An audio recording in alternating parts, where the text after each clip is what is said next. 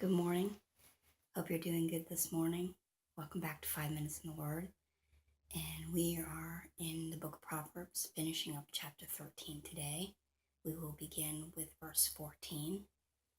And we have a lot of footnotes to get through, so we're going to jump right into it. Proverbs Chapter 13, beginning at verse 14. The advice of the wise is like a life-giving fountain. Those who accept it avoid the snares of death. A person with good sense is respected. A treacherous person walks a rocky road. Wise people think before they act. Fools don't and even brag about it. An unreliable messenger stumbles into trouble, but a reliable messenger brings healing. That's verse 17, and that brings us to our first footnote for today. The footnote begins, in Solomon's day, a king had to rely on messengers for information about his country. These messengers had to be trustworthy. Inaccurate information could lead to bloodshed. Reliable communication is still vital.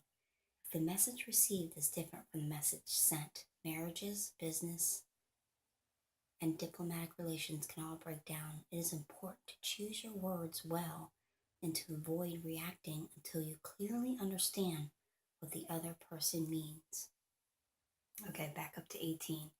If you ignore criticism, you will end in poverty and disgrace. If you accept criticism, you will be honored. It is pleasant to see dreams come true, but fools will not turn from evil to obtain them. So there's a footnote on that. Whether a dream come true is good or bad depends on the nature of the dream or desire.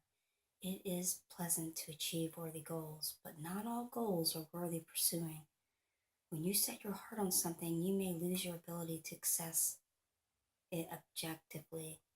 With your desire blinding your judgment, you may proceed with an unwise relationship, a wasteful purchase, or a poorly conceived plan. Faithfulness is a virtue, but stubbornness is not. Back up to verse 20. Whoever walks with the wise will become wise. Whoever walks with fools will suffer harm. There's a footnote for that. The old saying, a rotten apple spoils the barrel, is often applied to friendships, and with good reason. Our friends and associates affect us, sometimes profoundly. Be careful whom you choose as your closest friends. Spend time with people you want to be like, because you and your friends will surely grow to resemble each other. When most people need advice, they go to their friends first because friends accept them and usually agree with them, but that is what they may not be able to help them.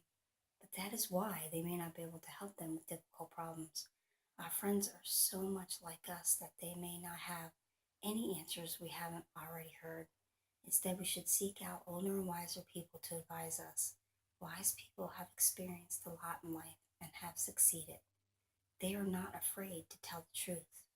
Who are the wise, godly people who can warn you of the pitfalls ahead?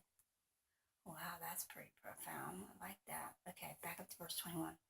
Trouble chases sinners while blessings chase the righteous.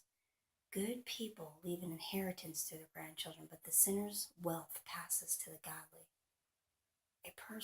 A poor person's farm may produce food, but injustice sweeps it all away. So 23 has a footnote.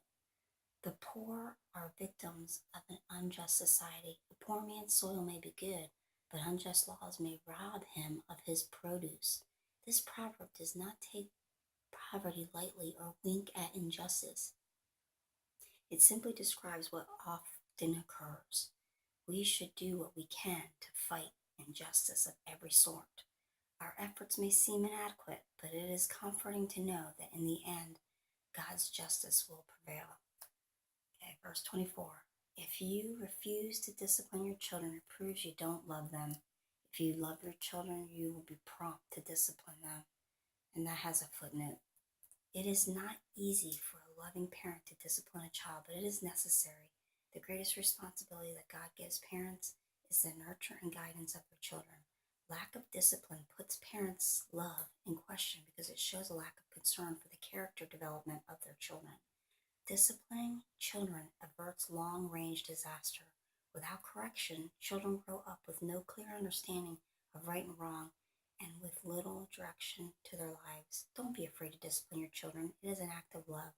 Remember, however, that your efforts cannot make your children wise. They can only encourage your children to seek God's wisdom above all else.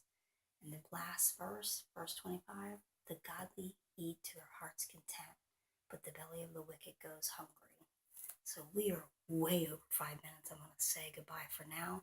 Have a wonderful weekend. Don't forget to check our blog out tomorrow. It'll be up by noon Eastern Standard Time. And it'll cover all the stuff we read this week. So God bless you and have a wonderful weekend. Bye.